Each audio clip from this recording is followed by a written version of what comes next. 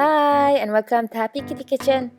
2 videos ago I made a Japanese vegetable curry dish and promised to show you how I made the curry powder from scratch, so here goes as promised.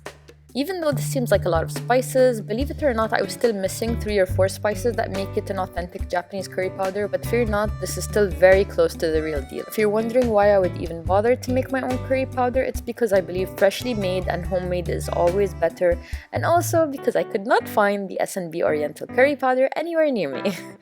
Begin by grinding the solid spices first, so the ones that you don't have in powder form, like the cloves or the black peppercorns, the bay leaves, the star anises, the black cardamoms and fenugreek and cinnamon sticks, and a lot more. Some of you may have noticed that a lot of the spices in here are close to the spices used in garam masala, which is an Indian seasoning mix.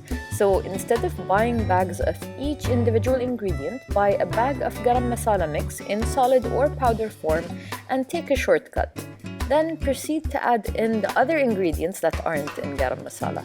We'll be toasting our spices to bring out their aromas and flavors more, so in a pan on low heat, add in your turmeric powder, then our cayenne chili pepper powder, then our cinnamon powder, our cumin powder, our dried thyme, our ginger powder, our nutmeg powder, our black pepper powder, our mix of black cardamom, bay leaves, fennel seeds, and star anise powder or just garam masala, our coriander powder, our black cloves powder, and then we'll mix them all and stir continuously so it all toasts evenly. You'll know when you're done when the colors darken a bit and the smell intensifies, and it'll take about 7 to 10 minutes on low heat.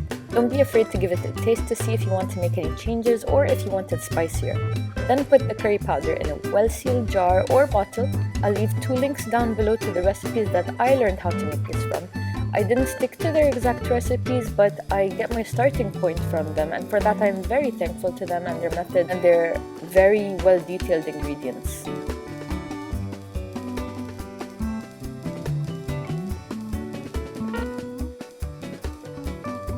And as usual, thank you guys for watching and have a great day from Happy Kitty Kitchen. Bye!